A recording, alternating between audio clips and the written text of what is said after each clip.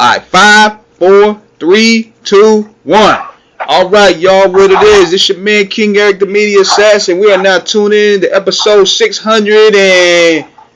well, we're going to say 60 right now because, damn it, we've been moving. We can't even keep up count. That's how much we doing the shows. Got my host, T-Mass, with the facts in the building. What's good with y'all tonight? What's going on, y'all? We were out of the for a minute, but we always stay in the circle. It is another outstanding episode of that. And we are ready to rock again. Shout out to our co-hosts here on the man, Sheila, and Dorothy here, Bernadette Price,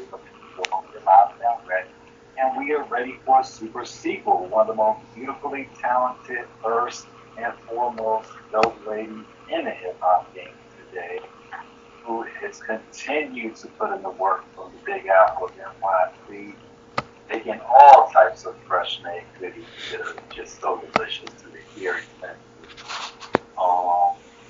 And she's back with us again. I mean, Dinero, how you doing, baby? Hi, I'm good. I'm chilling. Well, trying to chill. It's hot. It's hot out here. Yeah, we got Honey Dinero. We also got Murda Megz on the line. What's good? Megz, what it do, baby? What up? What's happening, y'all? What up? Okay. So we got the dynamic duo of female twin height dope up on it. It is all substance with a substantiated swing. Yes, sir. Big shout out there. Big shout out to 6-Man Entertainment and JoJo for making this happen. Let's get to it. Absolutely. Yes. So obviously, both of you, we have tremendous time for y'all first time. You both have been putting in tremendous work. You all were working on project last time. You were following out there. Tell us about the status right now. What's going on with y'all? We just dropped Act 2 on this past Friday. Okay. It is, I would say, the second installment to the HDXMM sequel. So we did the second half in 2 parts, and we're getting a lot of love. Like these 6 records were extremely fun. Not that the others weren't, but these are just different. They hit different. And so the love that we're receiving from it shows that we were on the mark with it. Definitely. Obviously, I mean, you and Meg have a collaborative chemistry that is absolutely combustible in the best way of how y'all both involved in the door and off the bolts in terms of how y'all really work with it. What was the synergy that really contributed to it? Obviously, you both work well together. What was the theme in the process of what's we're looking for? How did y'all come about in terms of the creative process for this particular project, in terms of the concept? Well, I think Megz might be like my sister in another life. I mean, she's my sister in this life, but I think she might have been my sister in another life because it's been automatic. Megz can send me a folder and the entire folder will hit. It will speak to me. So I have trusted her from day one with the production that she sends me. She just knows. I don't know if prior to her sending, we never really talked about it, so I don't know if prior to her sending me records, if she listened to like my past work and was like, oh, okay, that's my spiel. I got something for that. But each and every time it hits, and then I feel like she trusts me that when I write and record to it and send it back, she knows it's going to be something dope. So we just had this thing. that's beautiful and creative, and we don't have to worry about each other for the most part when it comes to the records that we make, and we know where to go. That's the beautiful thing about you all are able to because as they say in the industry, you know, you lock in and you just know exactly what needs to be done, you know, when it's done. In terms of how it is and how you compare yourselves to other artists and their working heard, how do you both manage to keep it fresh and innovative in terms of where everything still flows so organically in the context of that you both never get tired of what you're doing. You always find to do things too. I think it's the love, and it's just natural. There's no secret sauce or no formula, and I know that Megz is confident in her production, and I know that I'm confident in my lyrics and delivery. So I don't think about who or what you know what other people are doing, or it's just a natural thing that we have. And now, and even going and listening to the project, you guys went ahead and got Bernadette Price for the first single. How did that connection come about, and what was it like working with her? Bernadette's been we've been friends for a minute. We have we have people in our lives that we're both connected to.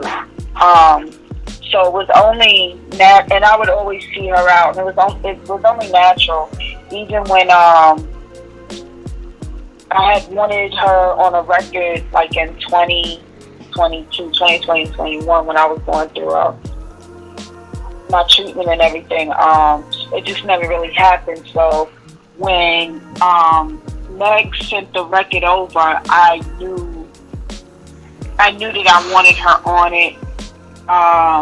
And it was as simple as, you know, just text her and say, hey, I got this record. And she was like, let's do it. You know, I said, just come to the studio. I got everything covered. She came in, she knocked it out. And I knew even once we added the samples in it, it fit. And I wanted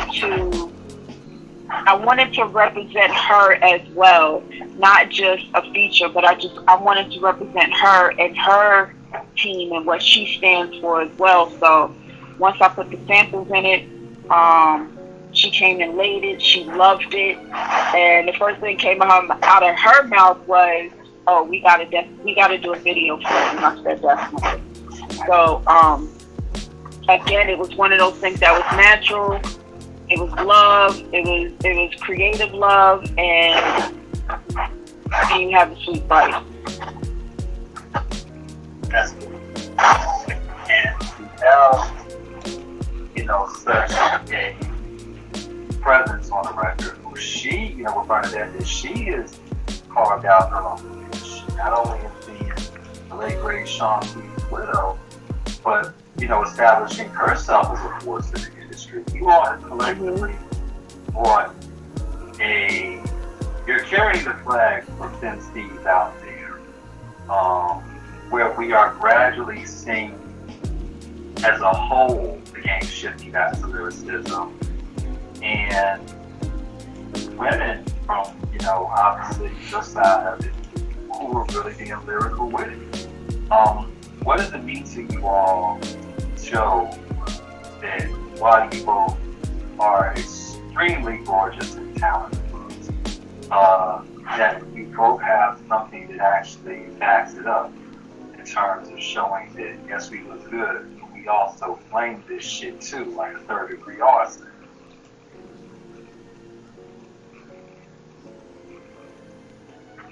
And you said, and so what was the question? I'm sorry. Yeah, what does it need for y'all to show the ladies that you actually have lyrical skill?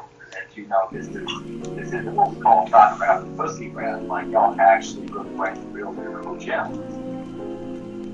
Yeah, I mean, it means everything to me. I've made it a point early in my career that I would write for me, that I would be my authentic self, that I would take my life experiences and things that I've witnessed and put it on paper, and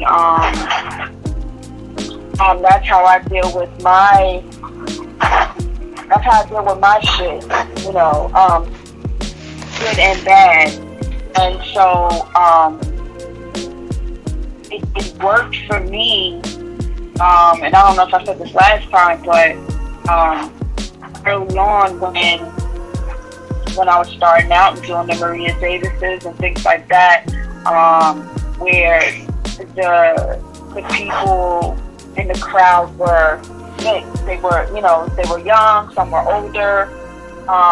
To have an elder female say to me, I don't really like rap, but I like what you're doing, to have that energy felt told me just what I needed, that, I need to keep going on this. I don't need to conform to this, or I don't need to be that type of female MC.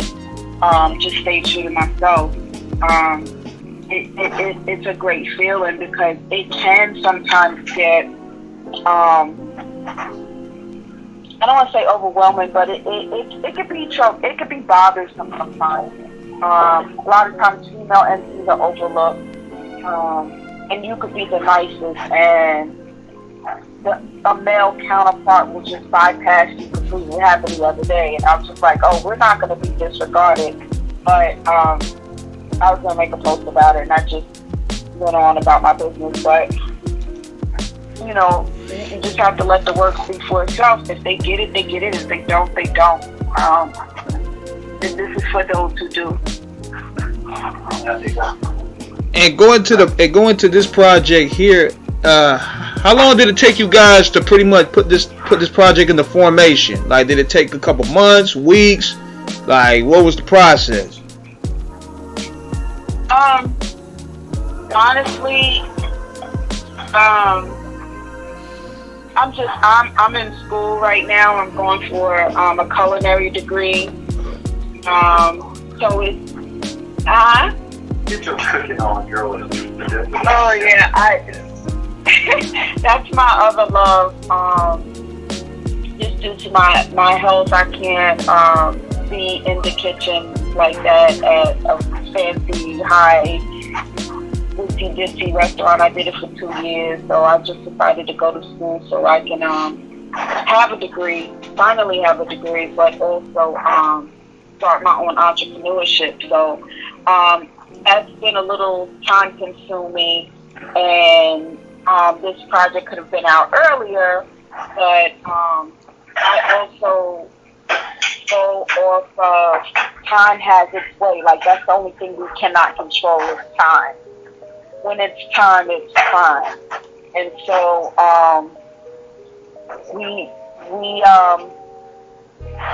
I had other records from Megz that I even recorded to. Then she was sending tracks, and I was like, oh no, but that one is dope. Oh no, but that one is great. And so it came together when the time set for it to come together. And as soon as it came together, then we pushed off. And then again, we had an engineer who was busy at the time, and so I had to find another engineer. And Love So would have it. It was someone that I knew that I had never worked with before, and he was working on someone else's, and I had stepped in their session, and I was like, oh no, this is the way to go right here. So everything had its time and its place and its reason. And as soon as we got the records mixed and mastered, it was go time. Like, I didn't even wait. Now I want to shoot this to Megz too. And this is a producer question. Like, how much goes into mixing and mastering? People don't understand the work, the grueling process that goes into that.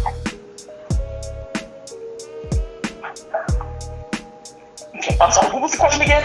Oh yeah, wait. Since you making the records and producing the records, how much effort goes into mixing and mastering?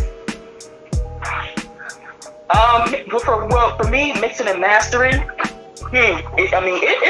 it's to me, it's a lot. I still have a lot to learn. Shout out to Device Track.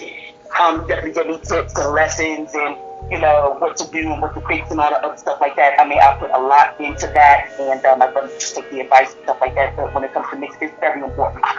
It's very important. Especially if you have another, engineer that's mixing it down and stuff like that with the vocals. That's it's important. What's that? Yeah, I would say that.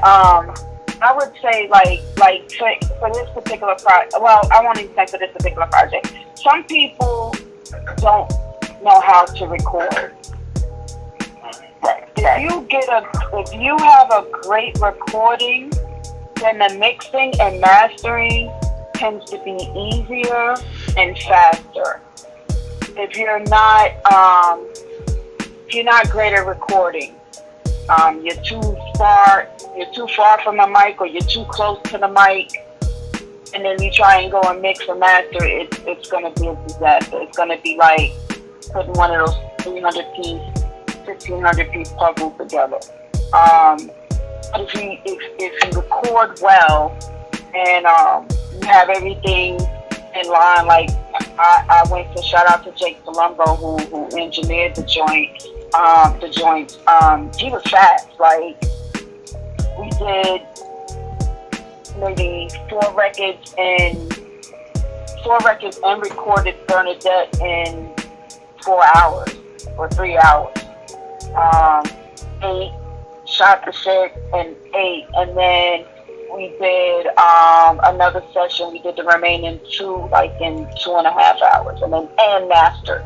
So he mixed 2 and then mastered all 6, and we was out in 3. You know what I'm saying? So everything was set. I tried to go into with everything clipped and ready to go, and know, and then you have to know exactly what you want and how you want it. Like, I already had drops in the instrumental, in the record itself, and then anything extra I was able to listen as he went with the mix and the master, or as he went with the mix and say, hey, put a drop there, or put this there, and then having the terminology to be able to convey that to him, to the engineer, is very important too.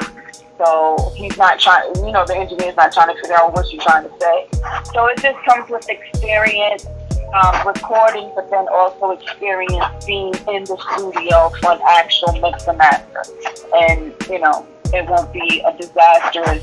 And it is something you learn early, because back when they was giving out budgets, you're gonna waste your budget just trying to record one record and mix and master one record. You don't want to do that.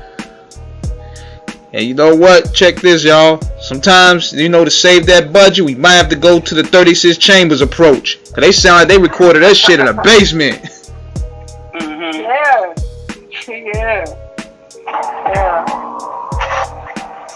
But crazy that it's really take out around the 36 chambers, because you look at that now, shout out to the visual book of the same manual. Y'all haven't read it, go check it out. It's worth reading it. You broke down the process. And I think what made it work, and I think you both understand this as well, you don't always have to have a multi-set of equipment, but it's really about the type of sound and what you want to convey in the music. Both of you as professionals understand the vision and what you are trying to articulate, and we can bring that to the listener, just like with the Whoop. And what made that 36 Chambers album so special, whether it was all underground hip hop. It was from rappers that were polished, but the sound was still gritty and crafty. But the level, you could tell that the determination, the hunger, the drive, and the talent that is paramount was essential in making that album such a classic masterpiece. And to think that album cost $36,000 to make. Who would have thought? Just like Yeah. Cause it don't matter what people. It's like long as they hear the talent and the record is good. They don't care about the fancy stuff. Yeah. Yeah. Letting everybody hear what you've already done. What is the perception that across the board in terms of people really got a chance to really respond? You said, what is the perception across the board that way? Reception, how people are Reception. It's been good. Even a little shocking. Shout out to Insomniac Magazine. I know they tend to be real picky, and a few times we'll get the HDXMM dropped another one, but with this particular, with Act 2, not only did we get that, we charted with them, which was great. Which is like my second time. The first time it was a collab record, so I thought maybe the record was dope. Don't get me wrong, because a lot of the DJs was playing it, but I thought because of who were on the record that it charted. But this was just me and Meg, and I honestly thought it would have been the Sweet Spice record with Bernadette because of who she is.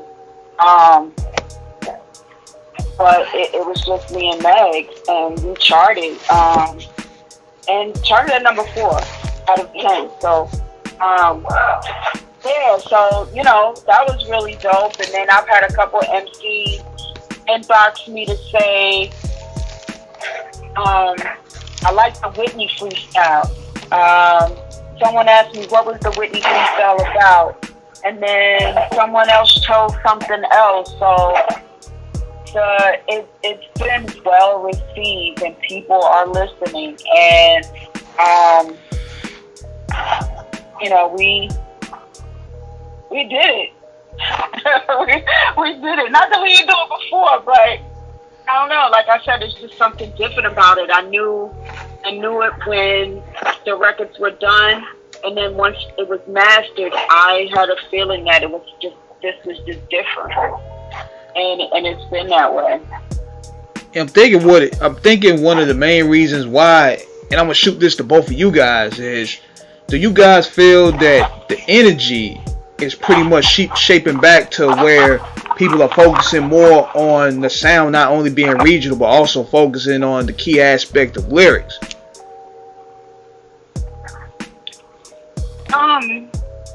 As far as the lyrics are concerned, I didn't do anything different. I may have, well, actually I did. One thing that I did do different was,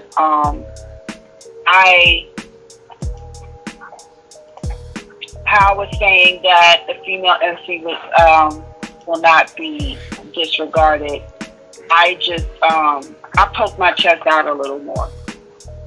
Not that I was playing it safe before, but I talked my shit. I really talked my shit. So, so maybe a little more aggression, more firm, but for the most part, I don't know. I think maybe it's just our season. I don't know. Well, representation matters, and you both wanted to let everybody know that you're here, you're not going anywhere, and you have something to say.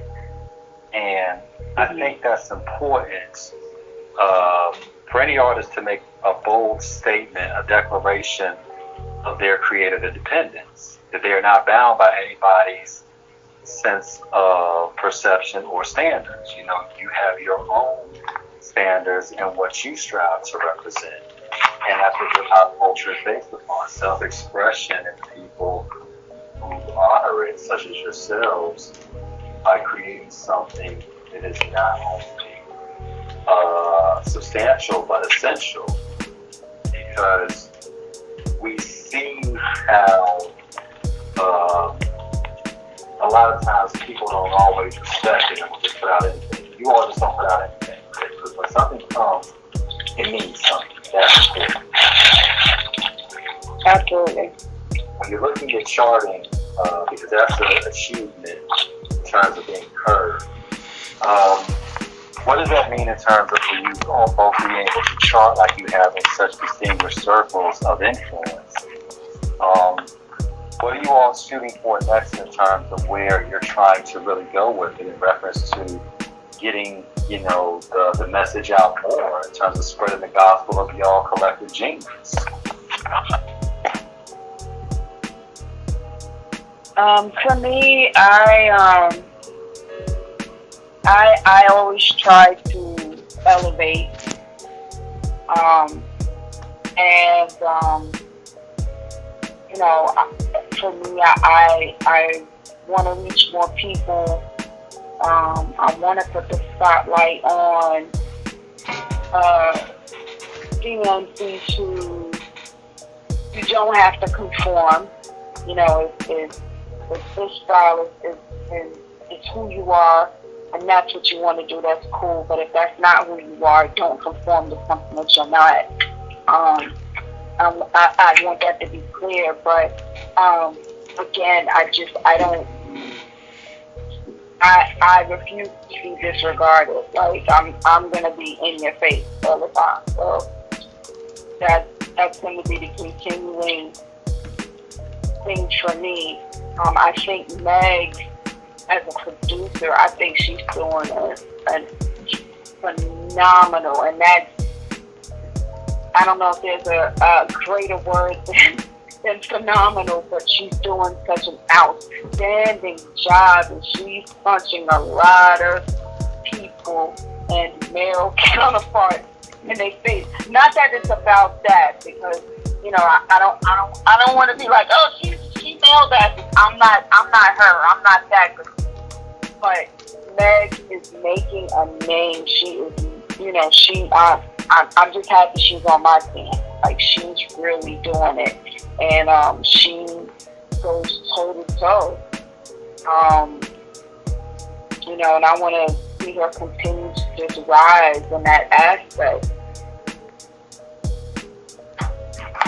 That's dope. I mean, the thing is, it's all about talent, letting that talent shine as such.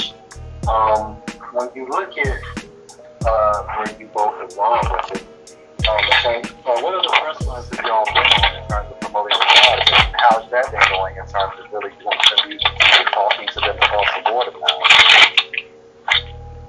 Well, I know Joe is at work. She's making it happen.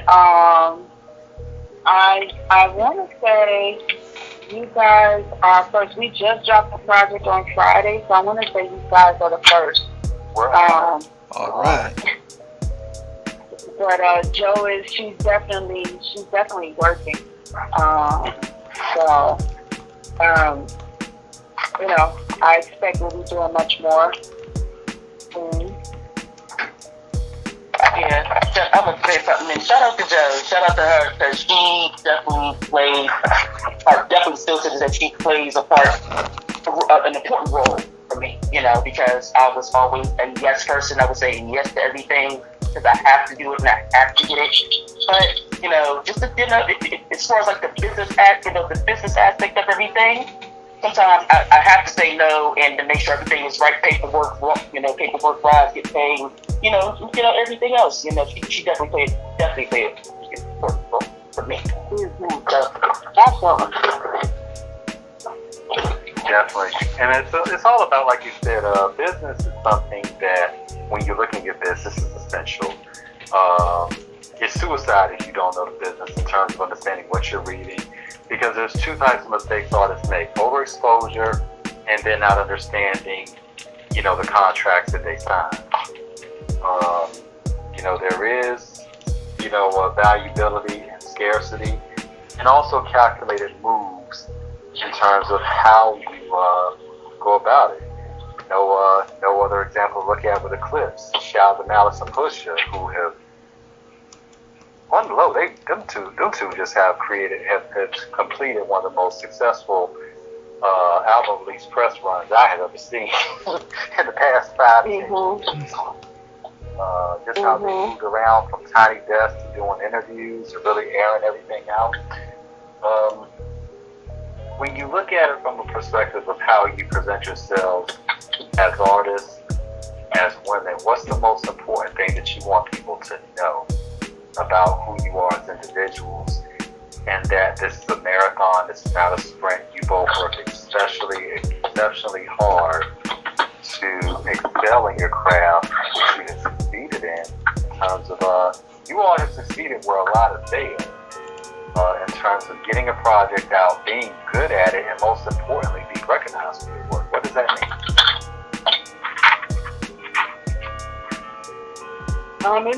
It means everything. What I want to convey is,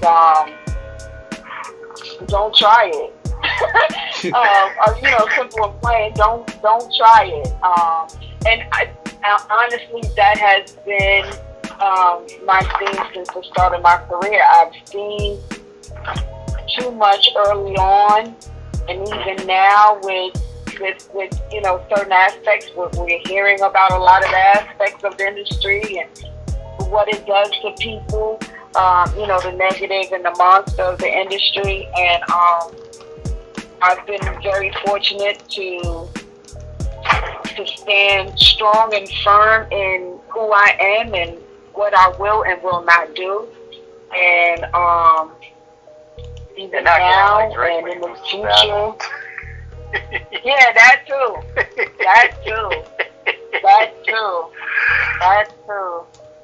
But if you tell me no, I will find a way to do it how I want to do it, and get it done. But don't try it. Not with us. Don't try it. You're in for one if you do, or maybe two.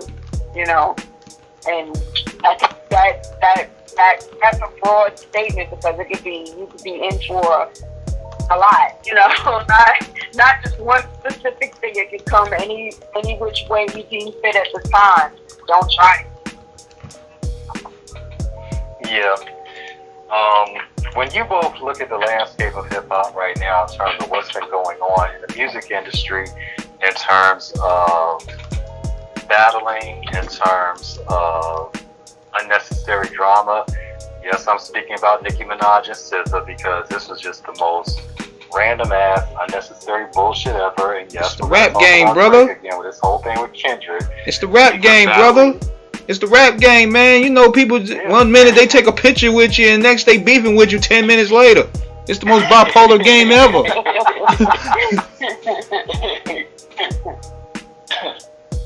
You go take a nap, you wake up in the morning and you see a whole mixtape about your ass. You're like, hold on, what? Man, I thought me and this nigga was cool. Yeah, that's true. Like, what happened here? And they don't even talk to you either. It's just, hey, it's on site. Get in the booth. In terms of the volatility of the business, what have you both found about how this shit works and how to navigate it in terms of associations that you deal with, and pretty much just understanding the business you're in and how to deal with people across the board? Well, for me, I want to answer this because due to an incident, I won't really explain what all has been going on. But that, you gotta learn how to make mistakes here and there. In order to know it, making a mistake, you learn, you live and you learn from that. You know not to do it again, and make sure you just have everything copied black and white. And if you're not feeling it, don't sign it without no type of compensation or nothing like that. Mm-hmm. That's pretty much it. So yeah, I've made plenty of mistakes myself, in order to navigate and learn, and just to consult with them. Well, I mean, there's nothing wrong with that. Now, the thing about it is that mistakes are made because this is a game where things come at you fast like a stack on the blind side. Yeah. So you're going to get put down when you don't expect it. The thing is, it's about drawing up the play for the next offensive series and figuring out how to score and having your coverage to pick up the blitz. That way you don't get hit from behind. And, you can't, it's about reading. It's about reading it so you can have your defenses up. And when we've seen so much of the game where it's been a lot of theatrics going over the past couple months, i.e. Jim Jones talking about Nas, which some people are going to say what they're going to say, but we kind of all saw for what it was. It's called a bluster. Jimmy had an album out, and Jimmy was trying to get himself out there. But some would say, is that a calculated ploy, or is that a mistake to do something like that? Where do you both, as artists, see where sensationalism comes, and then sometimes stupidity might play a part in sensationalism as well? Not saying what Jim did was stupid, but just how sensationalism, how some people will take that sensationalism and do stupid things with it. And once again, I don't mean Jim specifically, but just in general. Controversy sales? Huh? Controversy sales. Mm-hmm. You gotta find. Gotcha. Or not, because his numbers weren't that well. I mean, we know the numbers. We saw the numbers. Now we know Yeah, I mean, the real will always be what it is, real, right? So Right. if you're moving in a way that's not real, or you think you're see, the consumer is not dumb, especially Right. in this day and age where people are very specific and particular, picky how they spend their money, right? And strictly sales, not streaming. They're not gonna fall for no stupid mess. They'll run to the streams and take a sneak peek first before they spend their money. Right. And the stream will last a couple of seconds. So if you sound stupid from the gate, you're not even gonna get that little third of a penny that they pay you from the stream. But I have always kept it authentic. I believe in being authentic, being your truest self, and what's for you will be for you. I think when it comes to ploys and antics, and I think it's ridiculous. It makes you look ridiculous.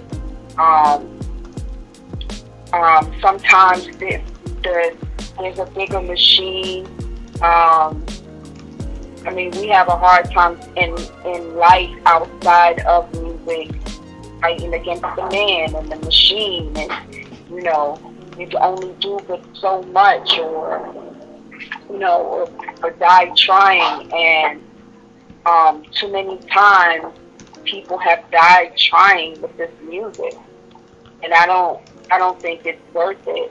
Not when you can be your own machine. You can put out your own music, and you can make your own moves without having to attack somebody, shoot at the next person. You know what I'm saying? Like it's not worth it. And then in the case of Jim Jones, you have the YN, or you have a couple of YNs that will be like, nah, that he resonates with us. That's the OG YN, or whatever they were calling him. But then you have YNs who now turn around and will listen to a Nas record and be like, no, this is it right here. I have a nephew that raps, and he is not on YN energy, and he's under 30, and he's not on that YN energy. He's about lyricism, and he's not with the antics, with the gun antics. He talks his shit, and he does extremely well. So you put yourself under a microscope, and not in a positive way.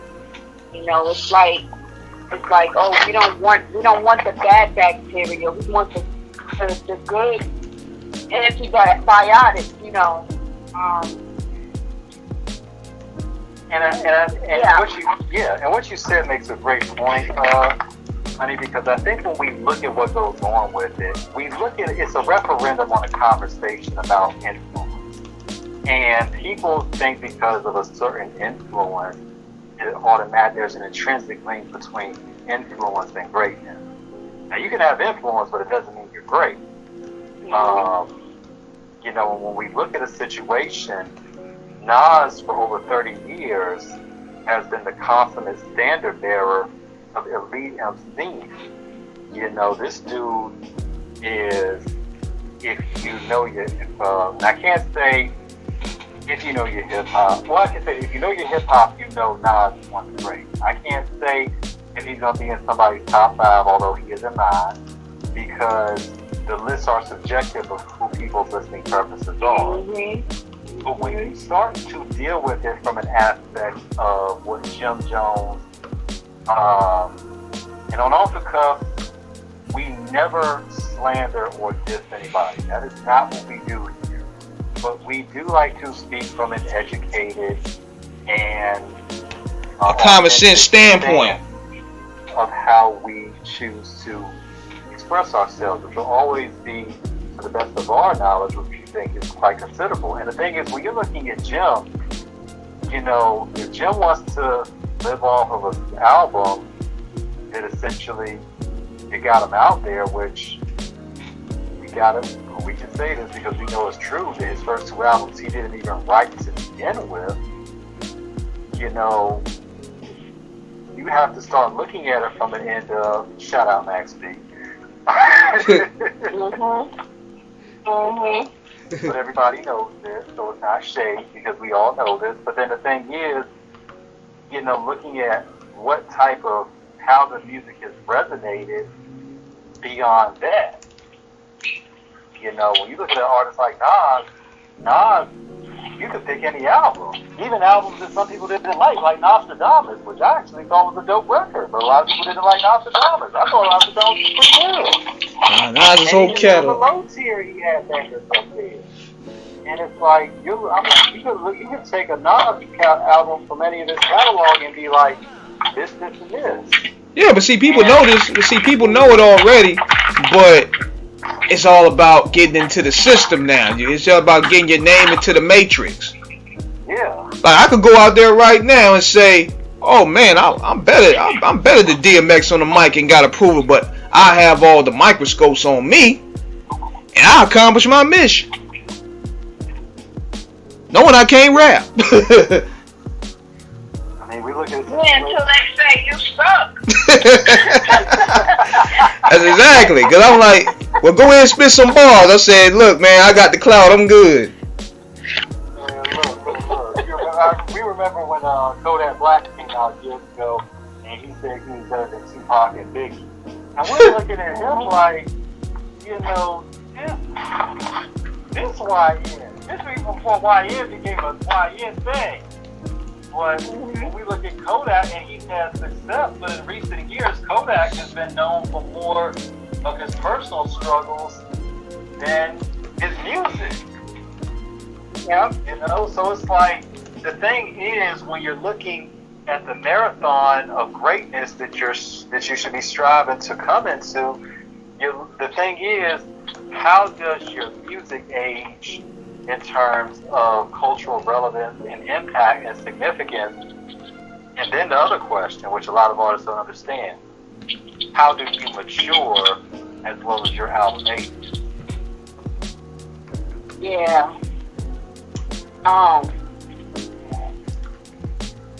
I did watch I watched the clips on Joe and Jada, and they made and talked about like the drug dealing raps and stuff like that, and Jada made a great point, and then I forgot, I don't know if it was Malice or Pusha that answered it, but they made reference to type of movies that you like. And if you like a lot of gangster movies, me personally, I love black exploitation movies, and I love gangster movies. Not necessarily the cheesy ones, because I feel like it's the same story over and over and over and over again. But then again, you know, Robert De Niro and Al Pacino seemingly are doing the same gangster movie over and over again now. But I love them. Right. When it comes to rap or hip hop, I love street records. I love them. Yep. It is a testament, and they even said that it's a testament of where you came from and how you matured from it. It's a memory. It's like your memoir. It's like writing your memoir. It's also a tall tale of what not to do. Don't be stupid like me. You know, I didn't finish college because I was selling drugs. Yep. I decided not to go to class. We're talking about North Carolina, Charlotte, Raleigh, Durham, Fayetteville, Winston-Salem. All that black college, that was me in the 90s. Mm-hmm. Well, not just me, but what I'm saying is, it's a testament of what not to do. My boys now, you go to college. Go to college. Go to school. That's your only job. Go to school. You take care of the rest. Somebody would have told me that, my ass would have graduated in the 90s. And I wouldn't have been out here trying to get to it instead of going to school. So I think it becomes, you know, it's your testament. And sometimes you have to keep on with the testament. Every chance I get, I do talk about my cancer. It saved my life for the second time.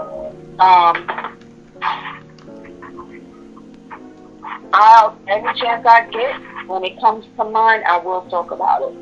So I just think music is a reflection of life. It's a reflection of where you can go in life and where you've been from life. Yeah, and that's important because I think for what it represents in terms of people getting to express themselves in such a real way, it's important because everybody has a story. I think when it's an authentic one, it's the best. And I think also too, when we look at what's going on right now, we also have to look at it from a perspective of what it's chosen to be rapped about. We look at the drill scene. The only reason, and I'm not a old fuddy-duddy stick in the mud about the drill scene, the aspect of, you know, oh my God, this is horrible. I'm not a fan of drill because I know what drill entails. And drill is basically talking shit about the dead homies and their ops. Yeah. By the ops and their dead homies, and then basically saying what y'all gonna do about it. And that level of confrontation in that music, to me, you know, the reason I'm not a fan of it like that is because that basically is like, I tell people, I'm like, look, you can be thorough in the street, but when you keep throwing shit out there and taunting your ops, you're asking for the shit to come back on you. You know what I'm saying? And certain things you just don't put out there. That could be your life, but be careful what you say out there about your life. Right. There's life. Power of the tongue. Yes, there's life and death in the Yep. tongue. And But I'm sorry. no, go ahead, please. The craziest part about it is they're out there doing the stuff just so they can rap about it. That's the craziest part. It's not like they rapping about stuff that they're gonna do. They're rapping about stuff that they go out to rap about. So it's like a blank canvas. I'm gonna go out here and I'm gonna shoot an op that's not really an op just so I can rap about it. And now I got something on the canvas. That's crazy. I mean, we look at the situation that happened with YBC Gold out of Philadelphia, you know, and he bragged on about how he had the neighborhood under siege and how he was terrorizing. And then they made a diss track in a graveyard. This is the dead home. This is the dead ops. Yeah. And within a month, 30 days, all three of them were dead. Dole was the last one to catch it. His two homies before him, they caught it, and they got drops. Yeah. So it's like, whatever you think you're putting out there in terms of what you're trying to do, you're only going to say so much or do so much before people decide, okay, we about to cancel this show right here. It ain't going to be no refunds. Ain't no money being made in drill. You see how drill is pretty much fading out in a way because the labels ain't want to put no money behind these guys. Could be like, okay, we signed this guy. He gonna probably end up dead in a week. So how we gonna put our money on this guy? Exactly. No. Because these contracts now have a death clause in it. Mm-hmm. So they want them to go and crash all the way out. They can collect on that insurance. Bingo. Yep. So they don't care, and of course they're not really putting the money out there because there's no budget. You gotta meet them at least. You gotta do all the work, pay all the money to a label to even be like, all right, we're gonna distribute you. Yeah.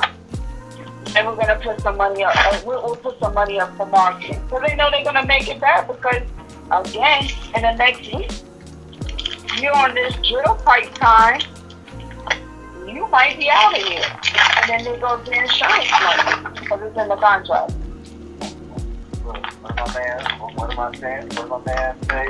What the stars say on his show? Got him! Got him! Yeah.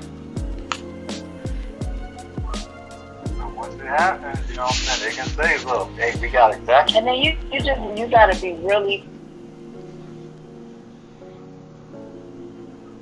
really, crazy nowadays to even be on that type time because Trump said out of his own mouth, we got some bad people here that is they're homegrown Americans and we're gonna get them out of here. So you think if you're gonna go sit down in some prison in upstate New York or out in Cali somewhere, and because that's where all the homies are, the bud homies, the crib homies, the whoever, and you think you're going to do your time because everybody from your block is there. No, all y'all getting shipped out to the moon somewhere, wherever he decides that he wants to send you. Legality El Salvador or something. And that's not a walk in the park. Legality aside in terms of the governmental and executive authority, which, but I'll just say this. I tell any young niggas out there, y'all don't want to go anywhere outside the United States for prison, ever. You don't want to go to Venezuela, you don't want to go to El Salvador, right. You don't want to go to South Africa, you don't want to go to France, you don't want to go to Turkey. When they ask why, because some will, I'm like, punch up the world's most dangerous prisons in all those countries I mentioned. They all have some prisons there that are, there's one in particular, Black Dolphin in Russia, and they're so strict when it's time. They have a time that you have to get up. They have cameras running in your cell. Once you get up, you cannot get back in your bed until they tell you it's time to go back to bed. Let me tell y'all this. Let me tell you this. If you know what really would scare people to not even want to see a jail cell, they gotta watch two movies. They gotta watch the movie from Van Damme. It's called Inhale, about the Russian prisons. Mm-hmm. And they gotta watch Lockdown with Master P and and what's his name, DeAndre Bonds. Those are the two. Those are two of the most disturbing prison movies I've ever seen in my life. I said, man, I'm gonna fight to the core. I don't even want to see a prison cell. Yeah. I had my boys watch American History X. Oh, that one too. Oh boy, I dare you. Number 3. Man, look. I dare you. I dare you. If there is anything about American History X, I say that's the white version of Minister Society. Shout out to Edward Furlong for that role he played. That's the top 3 prison movies right there. So you show your teenager that, they gonna want to stay in the house and play video games their whole life.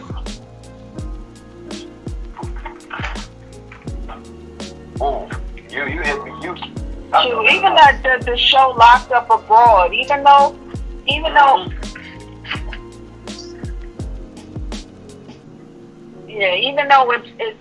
kind of light, it just goes to show, like, you know, there was one movie, oh no, with the El Chapo movie.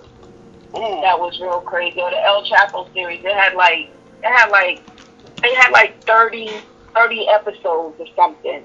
And they had one gangster who kind of rose up from El Chapo. His name was Junior, I think. And he was never getting out. He was doing all the wrong stuff. He could have got out, but he was trapped in there with the guy. He had on the he looked like the 80s. He had the gold necklace and the leather jacket. And I'm like, this house. So I'm like, you still got on a leather jacket. And it's like 30 of them in a can. And like no beds. It's just crazy. Like it's not working. Was this a Mexican prison? Was that a Mexican prison he was in? Yeah.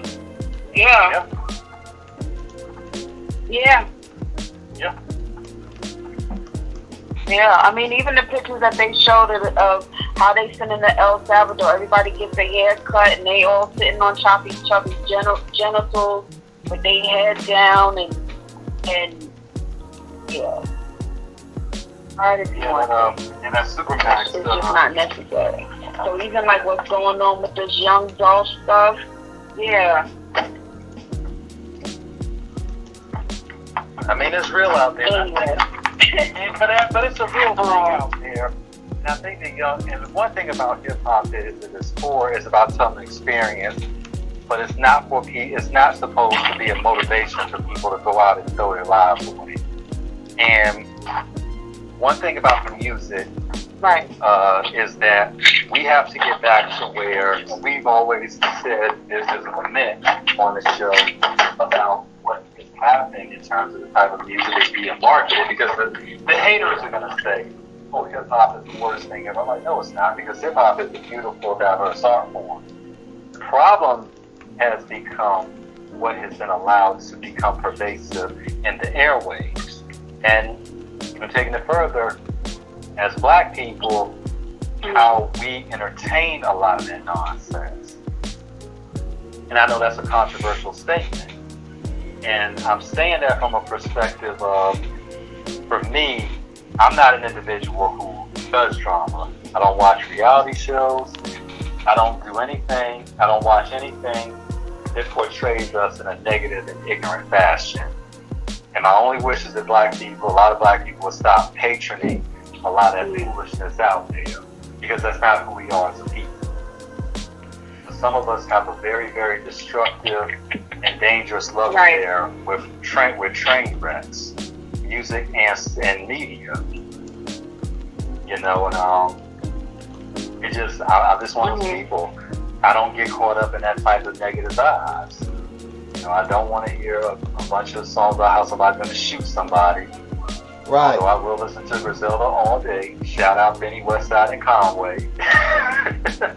It's just ways of spinning it though, man. Because it's like I listen to Rock Marciano. Rock Marciano, his style is more so like it's like you listening to a blaxploitation soundtrack. Right. Like he's painting pictures. You know what I'm saying? Even with Griselda, they're painting pictures. Yeah. These dudes here, they just flat out naming a nigga address. They aiming at social security numbers. They ready to wipe out the whole block.